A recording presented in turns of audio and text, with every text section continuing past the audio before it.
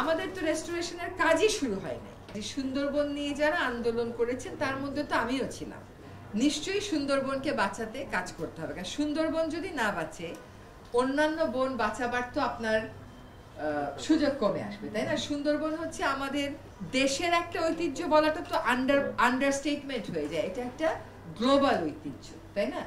আর তো কোথাও সুন্দরবন নেই। কাজে সুন্দরবন নিয়ে যারা আন্দোলন করেছেন তার মধ্যে তো আমিও ছিলাম, যারা রাস্তায় হেঁটেছেন তার মধ্যে আমিও ছিলাম। তো আমার চেয়ে মানে আমার যে দরদটা ওইটা চলে যাবার কোনো কারণ নেই। এবং সুন্দরবনের এই যে বললাম যে তদন্ত রিপোর্টটা it's public, you can take ইট।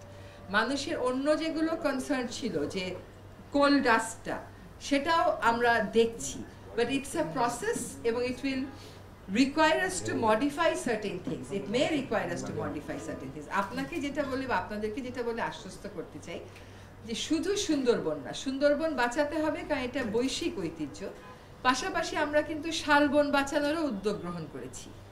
শালবনের যে 41,000 একর বন ছিল, যেটা নামতে নামতে এখন 20,000 এসছে, আসলে বন আছে 3,000-এ, সেটার কাজও শুরু করেছি। আর আমাকে যদি বলেন যে আপনি এটা 41,000 একর আমাদেরকে কবে ফেরত দিতে পারবেন, এটার উত্তর আমার কাছে নাই। আমি দেখবো যে 3,000টাকে কতটুকুন আমি বাড়াতে পারি, সেটুকুন আমি আমার সর্বোচ্চ দিয়ে চেষ্টা করবো। এবং সেখানে আপনারাও থাকবেন, আপনারাও যাবেন শালবনে, গিয়ে দেখবেন শালবনে আকাশমণি আছে কিনা, গিয়ে দেখবেন শালবনে ইউক্যালিপটাস আছে কিনা, গিয়ে দেখবেন শালবনের কোন জায়গাটা বেশি দখল হচ্ছে, কোন জায়গাটা কোথায় আমাদের বনবাসীদের সাথে কনফ্লিক্ট হচ্ছে এবং ওইটাকে আমাদের নিরসন করা দরকার। এই কাজগুলো শুরু হয়েছে, 2টা মিটিং ইতোমধ্যে হয়েছে। শালবনটা যদি আমরা ফেরত না নিই, একটু আগে শুনলেন যে বাঘ কেবল সুন্দরবনেই ছিল না, টাঙ্গাইলেও ছিল। আমাদেরকে তো কিছু কাজ ফেরত আনারও কাজ করতে হবে। একটা ইকোসিস্টেম ধ্বংস হয়ে গেলে বলে এটা রেস্টোর করতে 100 বছর লাগবে।